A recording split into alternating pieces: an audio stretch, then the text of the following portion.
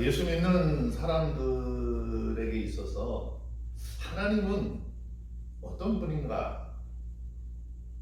나에게 하나님은 어떤 분인가? 라고 하는 질문을 던져보면 여러 형용색색의 이야기들이 좀 나올 겁니다.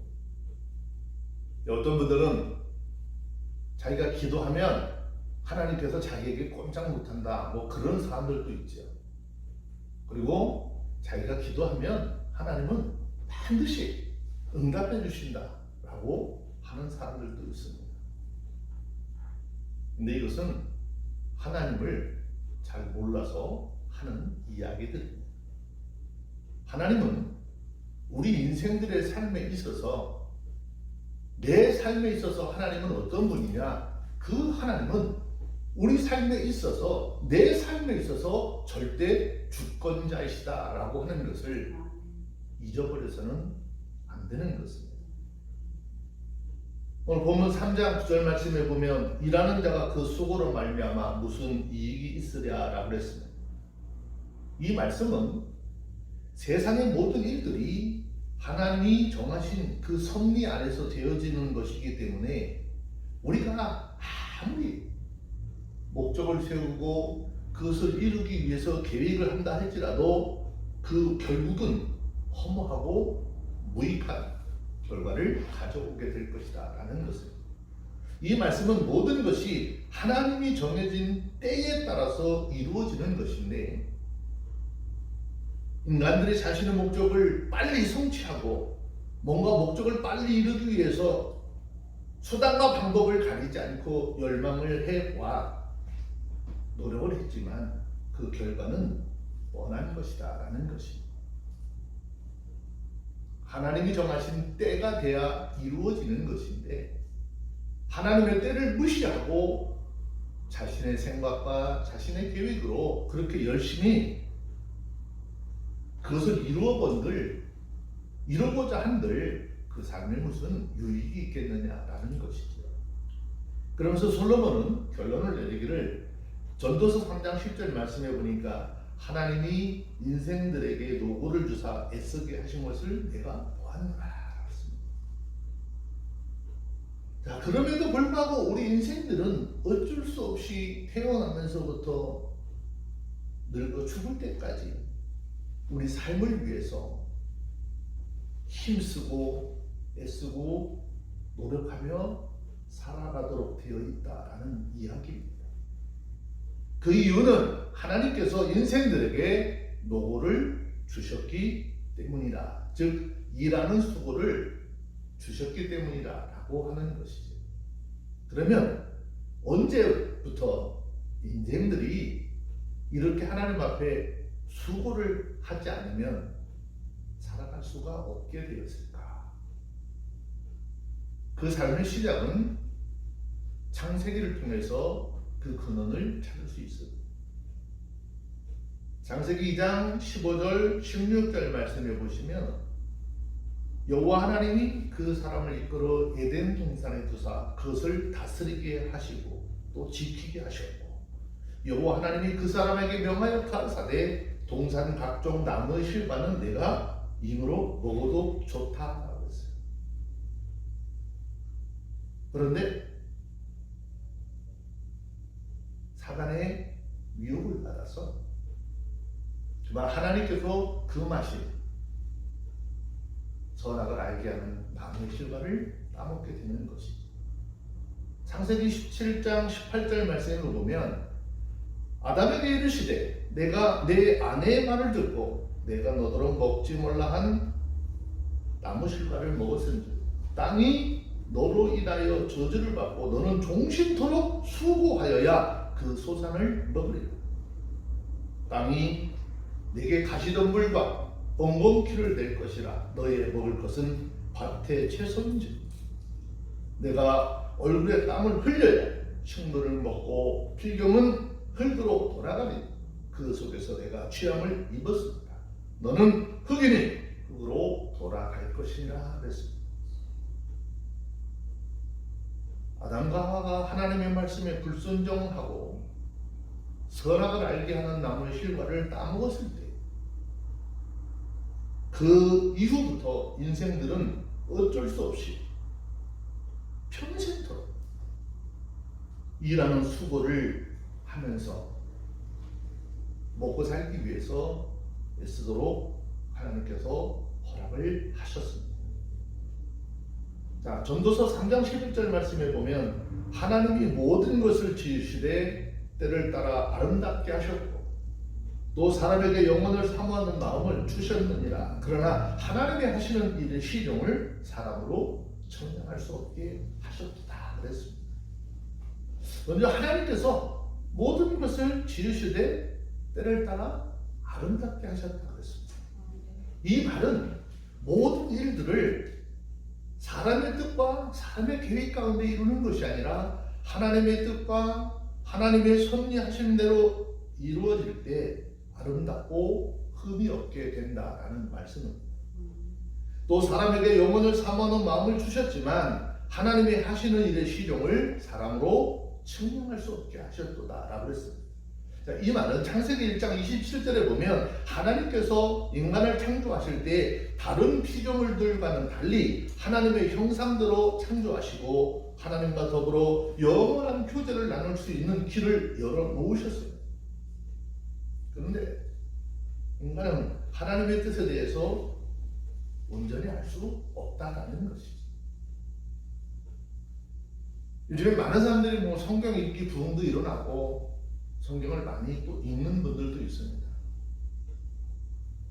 성경을 아무리 많이 읽었다 할지라도 우리는 성경을 통해서 계시하는 하나님 그 뜻에 대해서 100% 알 수 있는 길은 없는 것이에요. 우리가 하나님의 말씀을 통해서 하나님의 뜻을 알고 하나님의 마음을 아는 것 빙산의 일각이에요. 조금씩 하나님께서 믿음의 눈을 뜨게 하시고 믿음의 길을 열어주셔서 하나님의 말씀을 한 절 한 절 들을 때마다 깨달아지고 믿어지게 하시고 깨달아지고 믿어지니까 그것을 행하는 은혜까지 주시게 되는 것이죠.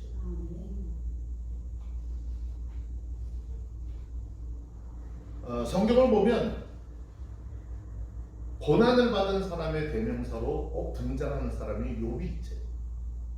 이 욥이 그 고난 가운데서 하나님을 바라보게 됐어요. 욥기 11장 7절 8절 말씀에 보면 내가 하나님의 오묘를 어찌 능히 측량하며 전능자를 어찌 능히 온전히 알겠느냐. 하늘보다 높으시니 내가 어찌하겠으며 음부보다 깊으시니 내가 어찌 알겠느냐.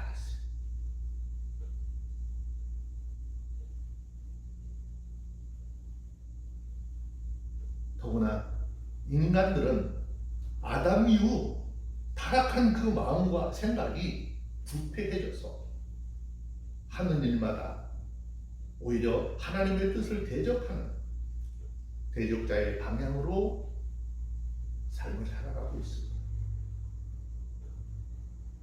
그래서 성경은 예레미야서 17장 9절 보면 만물보다 거짓되고 심히 부패한 것이 사람의 마음이라 그랬습니다. 누가 능히 이것을 알겠느냐라고 했습니다. 우리는 하나님 앞에서 늘 정직하고 우리는 하나님 앞에서 늘 떳떳한 것 같아요. 특별히 우리는 어린 아이들을 보면서 참 영혼이 깨끗해.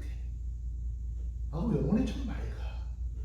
어쩌면 저렇게 순전할까라는 이야기를 합니다. 그런데 하나님이 보셨을 때는 하나님의 말씀에 불순종한 이 인생들의 삶이요 아주 어렸을 때부터 어린아이일 때부터 계획하고 생각하는 것이 악하다라고 말씀하고 있습니다. 여러분 우리가 하나님의 자녀로서 부름을 받고 하나님 앞에 그리스도인으로서의 삶을 살아간다면 제일 중요한 것 하나니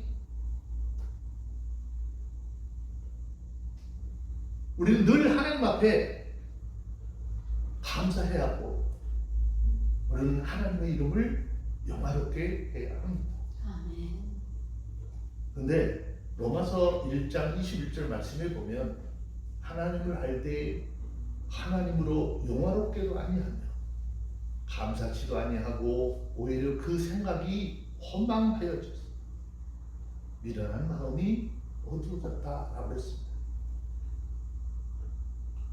여러분, 우리가 하나님의 진정한 자녀요, 진정한 그리스도인이라고 한다면 하나님께서 내 삶에 주신 아주 작은 것부터 큰 것까지 내가 한 것이 아니라 하나님께서 하셨습니다. 하나님께서 주셨습니다.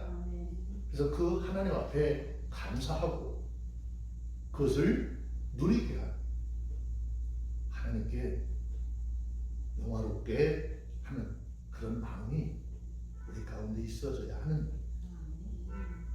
하나님은 우리들을 하나님께서 쓰시기 위한 목적에 맞게 지으셨다는 거죠. 우리 모두 하나님의 지으심의 목적에 따라 살아가시고 하나님께서 우리를 보실 때에 하나님의 기준에 온전히 맞는 삶을 살고 우리를 통해 하나님의 영광을 나타내는 진정한 하나님의 사람들이 다 되어주시기를 주의 이름으로 축원합니다. 자, 이제 12절 말씀을 보면은요, 사람이 사는 동안에 기뻐하고 선을 행하는 것보다 나은 것이 없는 줄 내가 알았다라고 했어요. 하나님의 사람은 하나님이 주신 삶을 너무너무 소중하게 여겨야 하는 것이고, 그 삶을 소중하게 여긴다면 내 삶의 환경이 아무리 최악의 상황이라 할지라도 최우선을 추구해야 하는 삶을 살아야 하는 것입니다. 인생과 허무함과 또 그런 모든 것들이 덧없음을 강조하였던 솔로몬이 이제 인생을 살아가는 최선의 자세, 즉 하나님 앞에서 그리스도인으로서의 최선의 자세가 무엇인가라고 하는 것을 말씀하고 있습니다. 그것은 주어진 우리의 삶이 비록 짧지만 그 짧은 기간을 기쁘고 즐겁게 살면서 좋은 일을 행하는 것만큼 보람된 일이 어디 있겠느냐라고 하는 것이죠.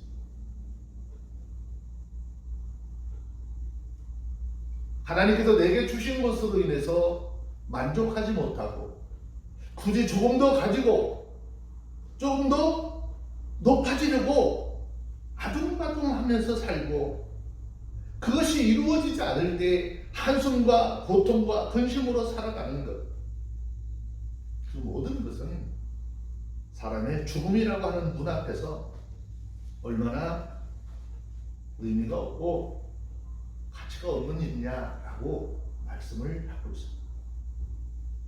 더 나아가서 얼마 못 가서 다 내려놓아야 할 것들을 얻고자 죄를 짓고 상대방에게 누구에게나 피해를 입히고 거짓을 늘어놓는다면 그것보다 비참하고 한심한 인생이 어디에 있겠느냐라고 말씀하고 있습니다. 물론 어떤 사람들은 이러한 말을 듣고 그럼 아무것도 하지 말라라고 하는 것이냐, 단지 인생을 즐기라는 쾌락주의들의 말로 이해를 할 수도 있습니다. 그러나 본문에서 말씀하시고자 하는 것은 그런 말씀의 의미가 아닙니다. 본문은 어차피 사람은 태어나서 죽으면 그만인데 힘들어서 일할 필요가 어디에 있으며 아둥바둥하면서 살려고 노력할 필요가 어디에 있겠냐라고 하는 그런 의미가 아닙니다. 오히려 매 순간을 후회하지 않는 그런 삶을 살고 또 열심히 살아가되 과도한 욕심이나 탐욕으로 죄를 범하거나 현재 삶 속에서 하나님께서 내게 주어 누리게 하시는 것에 감사하지 못하고 항상 불평과 근심과 고통으로 현재 하나님께서 주시는 그 은혜의 삶을 놓쳐버리는 그런 삶을 살지 말라라는 것입니다. 여러분, 이스라엘 백성들을 성경을 통해서 한번 보면 그들은 과거 아주 고달픈 애굽에서의 그런 노예 생활이 있었습니다. 그 노예 생활이 얼마나 지긋지긋했는지 오늘 그들은 하나님 앞에 무릎을 꿇어 기도하여 부르짖게 되죠. 근데 하나님께서 그들의 부르짖음을 들으신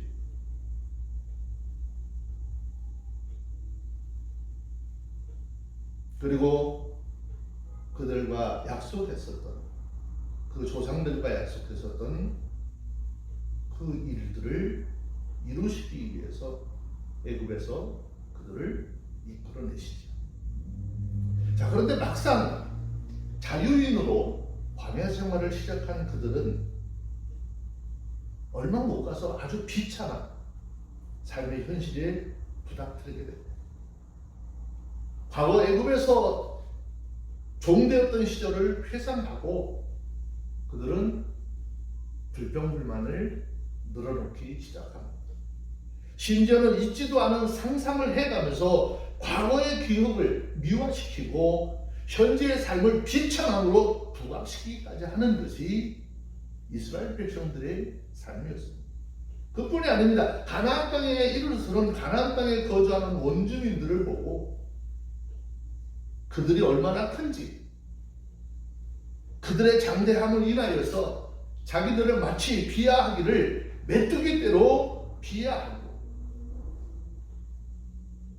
그 거인과 같은 그들, 메뚜기와 같은 우리들이 그들과 가서 어떻게 싸워서 이기겠느냐, 하나님의 약속의 말씀을 뒤로하고 오히려 분노하고 불평을 하게 됩니다. 그야말로 그들은 그들의 생명이 다하는 순간 단 한순간도 하나님께서 베풀어 주신 현실에 대한 감사가 없이 늘 불평과 불만, 한숨과 고통으로 인생을 마감하고 말았습니다. 혹이 우리들 가운데도 이와 마찬가지로 이런 길을 가고 있는 사람들이 있지 않을까라는 것이죠. 그러니까 현재 주신 하나님께서 베푸신 은혜와 복을 감사하기보다는 불평하고 한숨과 눈물로 하루하루를 보내고 있지 않느냐라고 우리에게 질문하고 있습니다. 오늘 우리의 삶에 주신 그 하나님의 은혜로 감사하시고 기뻐하시고 오늘 내 손에 주어서 내 삶의 환경에서 주어진 것으로 만족하고 자족할 수 있는 삶을 살지 못한다면 우리의 인생은 광야에서 죽어간 그런 이스라엘 백성들처럼 무가치하고 허무한 삶에 머무르게 되는 것입니다. 여러분 스스로 보람된 삶을 살기를 원하시지요? 삶의 허무함을 물리치고 가치 있는 삶을 살기를 원한다면 여기에 대한 가장 강력한 백신은 바로 우리 삶 속에 주어진, 내가 지금 하나님께서 내 삶 속에 주심으로 내가 그것을 받아 누리는 현실을 기뻐하고 감사하고 그것으로 자족하며 하나님 앞에 영광을 돌리는 것입니다. 그리고 그러한 기쁨과 감사, 자족의 근거에서 현실의 우리의 삶에 최선을 다하는 하나님의 사람들이 다 되어주시기를 주의 이름으로 축원합니다. 그 순간을 아름다운 선과 의로 채워나가는 것이죠. 그렇게 산다면 어떤 학자보다, 어떤 세상을 정복한 정복자보다, 우리 눈에 보이는 세계 몇 대 기업의 부자들보다 의미 있는 인생, 성공한 인생, 풍요로운 인생을 살게 될 것입니다. 14절 말씀에 보면 솔로몬은 무릇 하나님이 행하시는 것은 영원히 있을 것이라 덜 할 수도 없고 더 할 수도 없나니 그랬어요. 이 말은 우리의 삶의 환경이 어떤 식으로 변한다 할지라도 우리 인생들 하나님의 뜻은 결코 변할 수 없다라는 것이죠. 오늘 이 본문의 말씀을 표준 세번역 성경을 보면 이렇게 기록을 했어요. 하나님이 하시는 일은 언제나 한결같다. 거기에다가 보탤 수도 없고 뺄 수도 없다라고 기록을 했습니다. 즉 하나님은 상황에 따라 변하거나 무엇인가 더하고 뺄 수 있는 것이 아니라 영원히 변하지 않는 한결같은 마음으로 우리를 향해 일하시고 그 뜻을 펼치신다라는 것입니다. 우리는 영원이나 한결같다라고 하는 말을 자주 사용을 하지만 정작 그 의미를 정확하게 이해하지 못합니다. 그러한 삶을 살아갈 수도 없습니다. 왜냐? 인간은 상황에 따라서 하루에도 수십 번씩 서로 다른 생각을 하고 다른 행동을 하는 것이지. 우리가 삶을 통해서 내가 좀 다급한 일들이 생기면 하나님 앞에 우리가 어떻게 합니까? 하나님, 이번 일만 해결해 주시면 나는 이렇게 하나님 앞에 하겠습니다 라고 하잖아요. 그런데 정작 그 일이 해결이 되고 나면 하나님 앞에 기도한 모든 것들은 새까맣게 잊어버리죠. 아무리 굳게 다짐을 하고 결심을 해도 상황에 따라 쉽게 무너져 버리는 것입니다. 영원히 무언가를 하나님 앞에 지켜낼 것처럼 약속하지만 얼마 가지 않아서 영원이라고 하는 말이 무색할 정도로 모든 것을 포기하고 팽개쳐 버리는 것이 인생들이기 때문이죠. 우리의 삶이 이런데 과연 얼마나 영원이라고 하는 말을 우리가 이해할 수 있겠느냐, 한결같은 하나님의 마음을 공감할 수 있느냐라고 하는 거죠.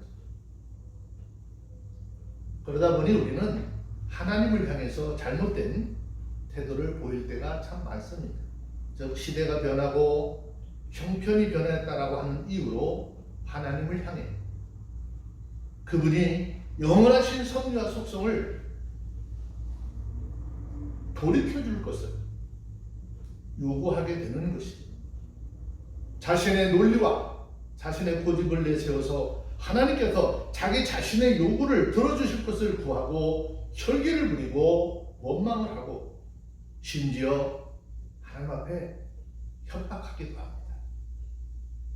이것이 얼마나 어리석고 부질없는 일인지 성경은 우리에게 말씀하고 있습니다. 성경을 통해서 보면 고난을 받은 사람, 아주 대명사처럼 등장하는 사람이 욥이죠. 욥은 하나님의 뜻이 일정하기 때문에 어느 누구도 하나님의 뜻을 돌이킬 수 없다라고 했어요. 호세아 선지자는 우리 인생들을 향해서 나오시는 그 하나님, 마치 새벽빛이 나오듯이 일정하다라고 했습니다. 히브리서 13장 8절에서는 하나님은 어제나 오늘이나 영원토록 동일하신 분이라고 했어요. 야고보서 1장 17절 보시면 하나님은 회전하는 그림자도 없으시다라고 했습니다. 그렇다면 아무리 우리의 삶의 환경이 급변한다 해도 하나님의 뜻과 계획, 하나님의 성품은 결코 변할 수 없는 것입니다. 인간은 상황에 따라 변화에 민감해서 사정이 좀 안 좋아지면 사랑도 하고 정말 약했던 사람을 버리기도 합니다. 많은 관심을 가지고 살던 사람 관심도 변합니다. 심지어 그 사람의 됨됨이나 생각이나 계획까지도 변하지만 하나님께서는 그 자체가 변하시는 분이 아니라는 것입니다. 하나님의 뜻은 결국 하나님이 계획하시고 이루시고자 하는 그 계획대로 성취하시는 것이죠. 우리 자신에게 주어진 상황의 변화만이 아니라 심지어 우리 자신의 변화여 하나님을 떠날지라도 하나님은 절대 편하지 않습니다. 그야말로 우리 하나님은 영원히 변하지 않는 그런 하나님. 솔로몬이 본문 하반절에서 말하고 있는 것처럼 하나님은 이렇게 해서 우리가 하나님을 경외하지 않으면 안 되도록 만드시는 것입니다. 언제 어떠한 상황 속에서도 오직 하나님만을 경외하도록 만드시는 것이죠. 그러므로 저와 여러분, 우리의 삶의 환경이나 우리 삶의 어떤 상황들이 변한다 할지라도 나를 사랑하시고 나를 통해서 뭔가 이루고자 하시는 그 하나님을 의심하지 말아야 하는 것이죠. 우리들은 내가 신앙생활을 하면서 뭔가 내 뜻대로 내 계획대로 잘 되지 않을 때 혹시 하나님이 나를 버리신 것은 아닌가? 특히 내 옆에서 아주 못된 짓 하고 세상적으로 좀 악랄한 삶을 사는데 왜 그들은 잘 되는 것이지? 내 스스로의 삶은 하나님 앞에 의롭고 하나님의 뜻대로 살려고 하는데 나는 왜 이렇게 하는 일마다 잘 안 되지? 혹 하나님께서 살아계시지 않는데 내가 하나님을 믿는다고 난리치는 것은 아닌지? 이러한 어리석은 생각들은 조금이라도 갖지 말아야 합니다. 그 가운데서도 하나님을 향한 우리의 사랑, 하나님을 향한 우리의 믿음, 우리의 신앙 지켜나가야 하는 것입니다. 예수님께서 누가복음 18장 8절에 보면 이 인자가 올 때 세상에서 믿음을 보겠느냐라고 했습니다. 요즘 우리 삶의 현실의 상황들을 비춰봤을 때 과연 온전한 믿음 소유자를 주님께서 찾을 수 있겠느냐라고 하시는 것이죠. 성경 야고보서 1장 17절에서 하나님의 나오심이 새벽빛같이 일정하시듯이 하나님은 회전하는 그림자도 없으시듯이 하나님을 향한 우리들의 사랑과 충성과 봉사와 하나님을 경외하는 그 마음들이 변화가 없기를 주의 이름으로 축원합니다. 하나님께서 우리가 믿을 만한 신실하신 그런 하나님 믿으시 여러분 역시도 하나님께서 믿을 수 있는 진실한 하나님의 사람들이 다 되어주시기를 주의 이름으로 축원합니다. 기도하겠습니다. 하나님 감사합니다. 우리 그리스도인들의 삶에 있어서 하나님은 어떤 분이신지 전도서를 통해서 말씀하고 있습니다. 이 말씀을 통해서 하나님은 우리에게 있어서 절대 주권자이심을 깨닫고 하나님이 뜻대로 행하시는 모든 일에 순종하며 매일의 상황 속에 영광 드리고 감사와 찬송을 부를 수 있는 우리 모두가 되게 하옵소서. 예수님의 이름으로 기도합니다. 아멘.